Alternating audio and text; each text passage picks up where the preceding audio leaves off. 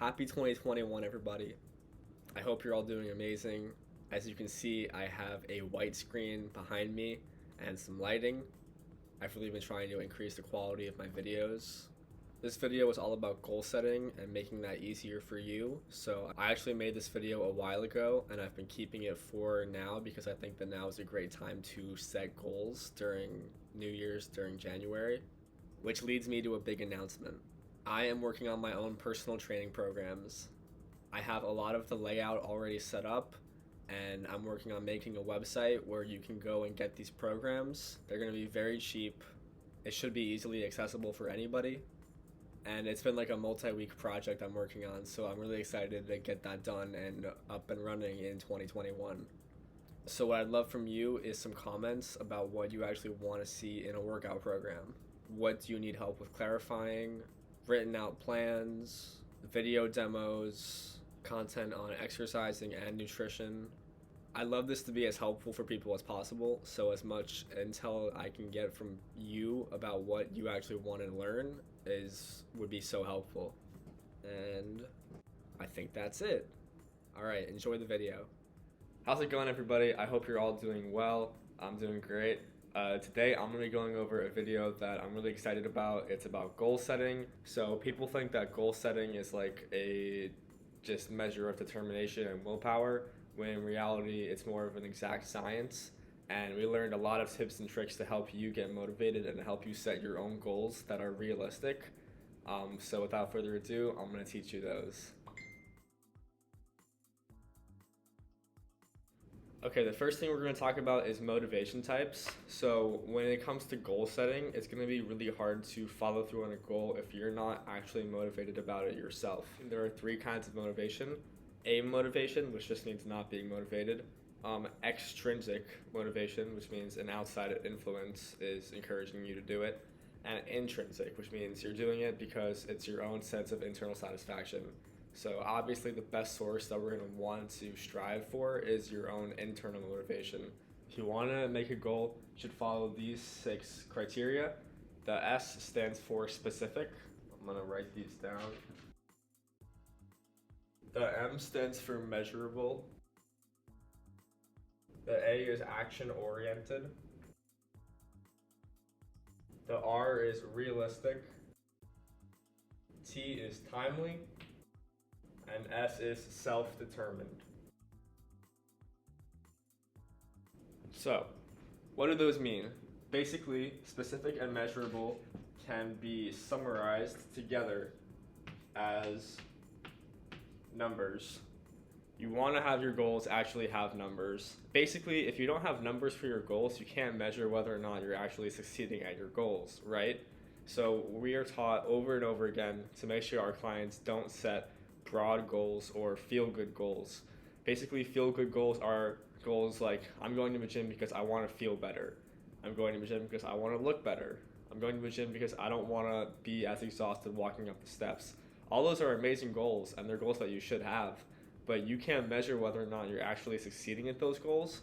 And what basically happens is you set that goal, you work out really hard for maybe 4 weeks, and you don't see any progress because you don't know where you started, you don't know where you are now. Even though you got healthier, you can't see it, so then you get frustrated and you quit. For goals, you want to have numbers. You want to have a benchmark, ideally right when you work out for the first time, or a weight the first time you work out, a body fat percentage the first time you work out. Want some kind of measurement the very first day, then you work out hard for 2, 3, 4 weeks, and then you measure that again. And if you want to have a specific goal in mind, then you make that your goal first from your benchmark.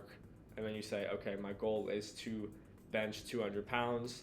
Today I benched 140, so maybe in 6 months from now I can do that, or however you want to break it down. But definitely have numbers involved. Measuring is important. Okay, the next 2 can be summarized as your plan. Basically, an action-oriented goal has the steps you need to take already laid out. So if you're trying to lose weight, an action-oriented goal would be, okay, I want to go from eating 3,000 calories a day to 2,000 calories a day. And that's just the broad goal. You can make that as gradual as you want. If you want to go literally week to week, 3,000, 2,900, 2,800, all the way down, just having that action-oriented plan of attack of what you're going to do is important. And then realistic but challenging is the fourth part of the SMARTS model. Basically, make sure it's something that will challenge you but is in your realm of capability.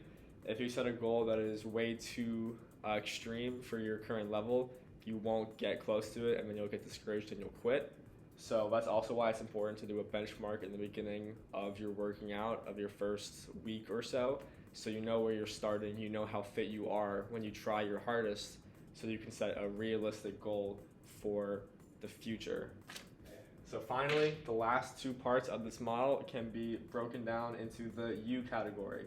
Basically, you want your goals to be timely, so either short term, mid-term, long-term, determine that for yourself. And you want them to be self-determined, so something you're setting your own goals for and your own commitment for. I have clients who ask me to set their goals for them, and I think that's kind of stupid because you're not going to want to set or follow a goal that I'm setting for you. It needs to be something you care about. So it should definitely be something that you are determining for yourself, and then the timely part is very important as well. A lot of people also set goals that might have numbers that might be realistic, but they don't give themselves any time frame to do it.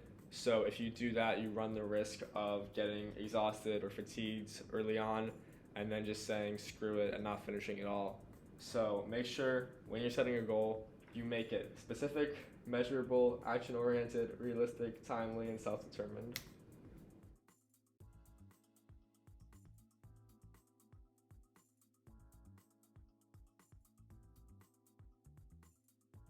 Another tool we have for goal setting for clients are the 5 tips I'm listed on this index card. So the first one is specificity, which again means that the objective can be measured. Proximity, which means time, either short-term or long-term.